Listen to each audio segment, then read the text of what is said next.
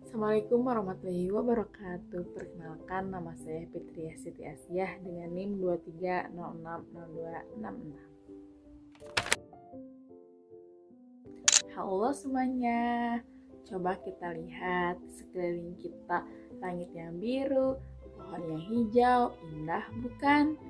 Namun, apakah kalian pernah merasa khawatir bahwa keindahan tersebut sekarang sedang terancam? Nah, untuk kali ini kita akan membahas mengenai perubahan iklim dan pendidikan untuk pembangunan berkelanjutan.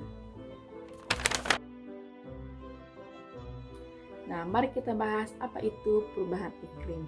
Perubahan iklim merupakan pergeseran suhu dan pola cuaca jangka panjang yang didorong oleh aktivitas kita. Coba lihat gambar ini. Ini terjadi karena kita melepaskan terlalu banyak gas rumah kaca, terutama karbon dioksida dari aktivitas sehari-hari. Pembakaran bahan bakar fosil dan deforestasi ini seperti menambah lapisan selimut tebal di bumi, menjebak panas dan membuat suhu naik. Dampaknya sudah nyata, kawan-kawan. Ini bukan lagi ramalan masa depan. Kita melihat banjir yang lebih ganas, kekeringan yang lebih panjang, dan naiknya permukaan air laut yang mengancam kota-kota pesisir. Perubahan iklim bukan hanya isu lingkungan, namun isu keadilan sosial, ekonomi, dan kesehatan. Jadi, bagaimana cara kita merespon tantangan ini? Jawabannya bukan hanya teknologi canggih, namun perubahan dalam diri kita. Disinilah peran Education for Sustainable Development masuk. ESD bukan hanya pelajaran baru, namun cara berpikir baru yang tujuannya yaitu untuk melatih kita semua menjadi agen perubahan demi dunia yang lebih baik lagi. ESD ini mengajarkan kita melihat masalah melalui 3 lensa, yaitu lingkungan, sosial, dan ekonomi.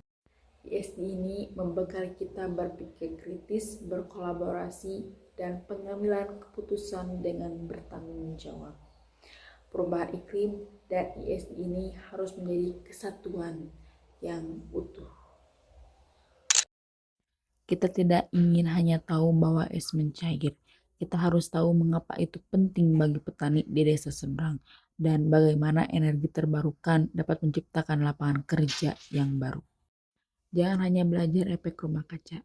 Coba hitung jejak karbon sekolah kita dan cari tahu cara menguranginya. Integrasi isu dan ESD ini menciptakan generasi yang tidak takut akan masalah, namun termotivasi untuk pemecahan masalah. Lalu, apa yang bisa kita lakukan di luar kelas? Semua orang punya peran. Kita bisa mengurangi sampah makanan, memilih produk lokal, dan mengurangi konsumsi yang menghasilkan emisi tinggi. Ingat, setiap rupiah adalah suara kita. Bicarakan ini dengan keluarga, teman, dan bahkan perwakilan daerah kalian. Tuntut kebijakan yang pro iklim dan pro lanjut. Terus belajar dan pahami lebih dalam. Pengetahuan adalah kekuatan kita yang paling besar.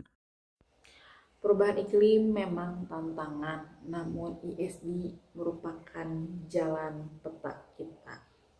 Dengan pendidikan yang tepat, maka kita tidak hanya akan beradaptasi dengan masa depan, tapi menciptakan masa depan itu yang kita inginkan.